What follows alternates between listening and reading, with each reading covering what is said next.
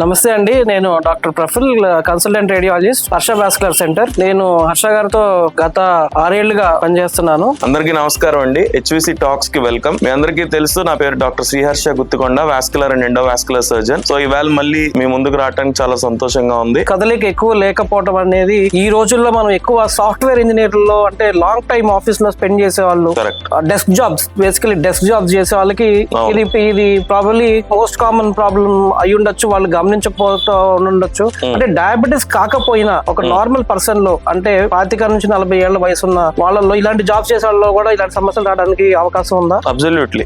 ఎందుకంటే ఒక 10 years అంటే ఇప్పుడు ఇంతవరకు వారికోజ్ వెయిన్స్ మనం చదువుకున్న రోజుల్లో, మనం కాలేజ్కి వెళ్లే రోజుల్లో అసలు 45-50 years తర్వాత వాళ్ళు పుండులతో రావటమే చూసేవాళ్ళం కానీ అసలు 30-40 years లోపు పేషెంట్స్ మనం ఎప్పుడు చూడాలి. ఇప్పుడు కరెంట్ ప్రాక్టీస్ లో ఏమవుతుందంటే కొంచెం అవేర్నెస్ రావటం, రేడియాలజికల్ గా ఎవాల్యుయేషన్ బాగా పెరగటం, పేషెంట్స్ కూడా అవగాహన రావటం వల్ల చిన్న దశలోనే, అంటే ఫస్ట్ స్టేజ్, సెకండ్ స్టేజెస్ అంటే ఏంటంటే కాళ్ళు వాయటం, నరాలు ఉబ్బినట్టు కనిపించటం, రాత్రిపూట పిక్కలు అంటే క్రాంప్స్ రావటం, ఒక రకమైన డిస్కంఫర్ట్ వాళ్ళ లైఫ్ లో ఉన్నప్పుడే ఇనీషియల్ గానే ఎవాల్యుయేషన్ ప్రాసెస్ లోకి వస్తే కనుక మనం ఈజీగా ఐడెంటిఫై చేయడం జరుగుతుంది. అంటే చాలా మంది ఇప్పుడు కాళ్ళు లాగటాలు, నరాలు పట్టేయటం, ఇవన్నీ మనం ఎక్కువసేపు కూర్చున్నాం కదా, మనం లేకపోతే ఇవాళ ఒక 4 కిలోమీటర్లు నడిచాము, లేకపోతే మెట్లు ఎక్కాము, దానివల్ల లాగుతుందిలే అని చాలా కాలం అశ్రద్ధ చేస్తారు. కరెక్ట్. అదే ఇప్పుడు పెద్ద వయసులో, చిన్న వయసులో ఇప్పుడు మనం డివైడ్ చేసుకుంటే కాలు వాయటం అనేది చాలా కారణాల వల్ల ఉంటుంది మనకు తెలిసినట్టు. ఒకటి రక్తనాళాల వల్ల వాయటం, 2 రక్తనాళాలు కాకుండా వాయటం. దాన్ని సిస్టమిక్ కాజ్, దీన్నే లోకల్ కాజ్ అంటాం.